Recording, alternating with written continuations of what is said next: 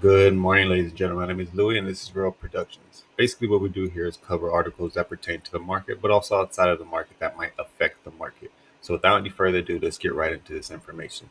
So, basically, if you need to get a hold of me, or if you want to follow me, head over to X at the King Louis. I also post the articles down there if you guys want to read more about them and things like that. All right, so let's check out the markets really quick.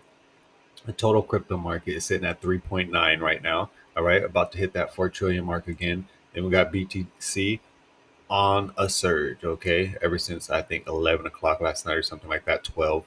It's at 117 now. So, pay attention what's happening in the world because a lot of those things affect the market. Okay, the dominance is sitting at about 589. If you know, you know. All right, moving on. H bar 22 cents, Ethereum at 433, XRP at 52. Sorry, 2 2.95. I wish it was at some five something. Anyways, moving on.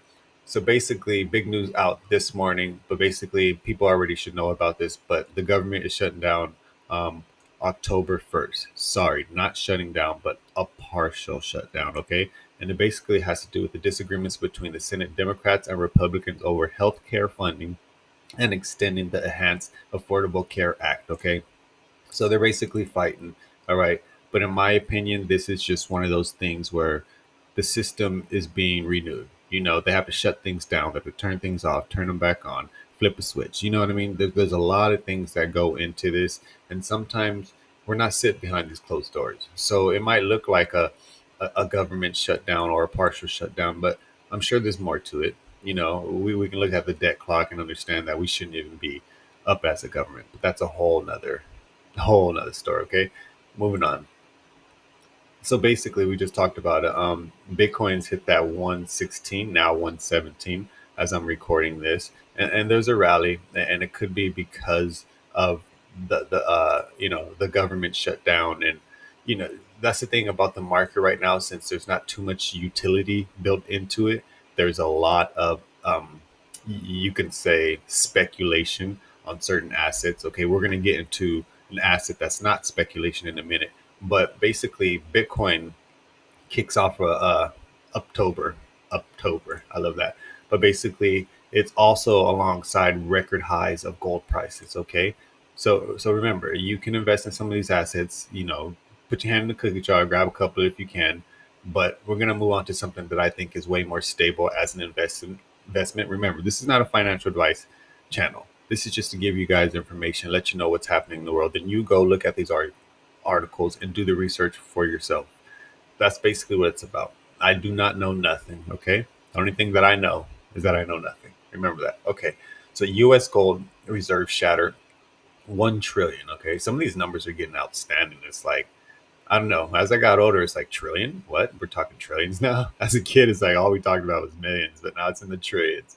Pretty soon, there's going to be some other number that we're unaware of. But anyways, gold is trading at 3,865 per ounce of writing this article, and this article it was out today, this morning, most likely.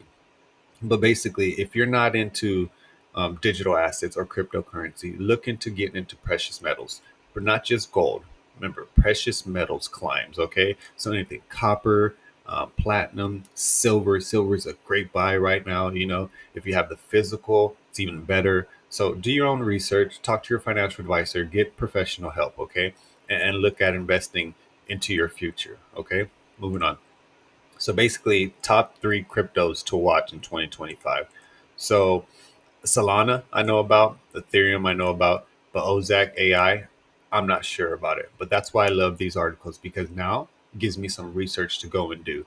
And that's the point of this. If something sparks your interest, something comes up, listen to your intuition and go dig into it because it could lead you into something else. You know what I mean? And that's the thing about information. It's never held in isolation.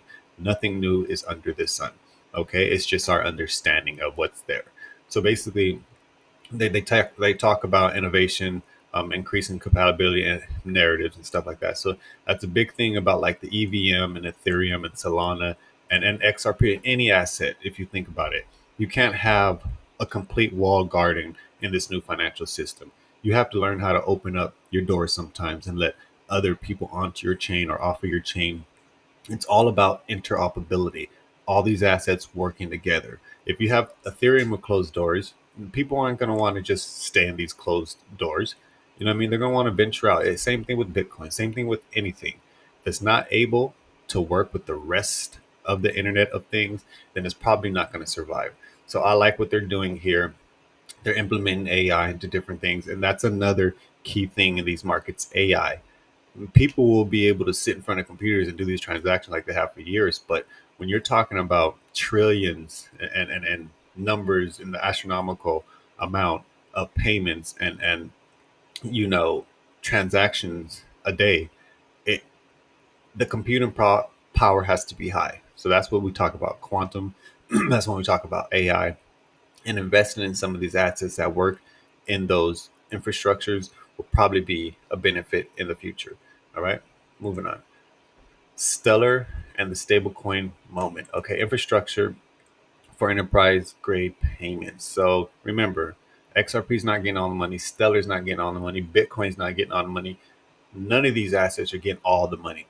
They're going to share. Okay, that's just how it works. Some might get more, some might get less.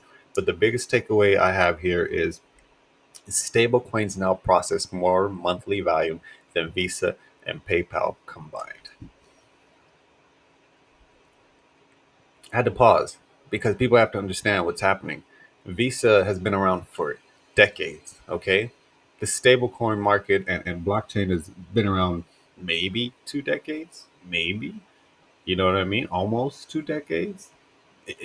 Three, if you count when the actual, patents came out, 1988. But, you know, I'm not going to go into that right now, but basically, it talks about corporate treasury management, cross border payroll, e commerce, tokenized money markets, and beyond. This payroll thing is beautiful because I've always thought, like, I work 2 weeks, then I have to get my check.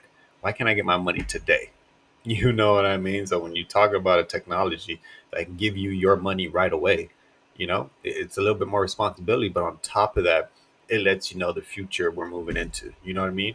No more of them holding our money and using it without us getting anything out of it. Okay. So remember, look at some of these stable coins. You can't really gain profit from. A stable coin is basically stable, what it says. But Stellar isn't a stable coin, okay? But they work with stable coins and infrastructures, all right? Moving on. XRP, baby. I know y'all are waiting for the XRP news. It's all right. It's all right. I got you. So XRP is catching eyes today, October 1st, after climbing about 3.5% to $2.94. As this recording, it is sitting at 294. Well, looks like we're right on track. So basically, um, like it says here, the biggest XRP related story is the fact that Ripple CTO David Schwartz is stepping back from daily responsibilities. And this should be a telltale for people.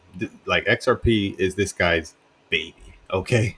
He's worked on this a lot. So the fact that he's stepping back and taking more of a board position role instead is major. Is major. It lets me know that they have the right people in place to run this. Not saying they didn't before, but David Schwartz is more comfortable with stepping back now. Like, hey, this game over, we won. Another key takeaway about this article is Ripple has recently bridged its RLUSD stablecoin into the systems managed by Blackrock and Van Eck.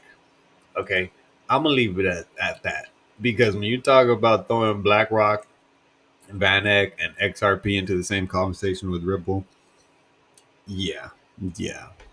Anyways, I love you guys. You guys have a brilliant day. My name is Louis. Like and subscribe, and if not, so what? Have a good day. Blessed. Peace.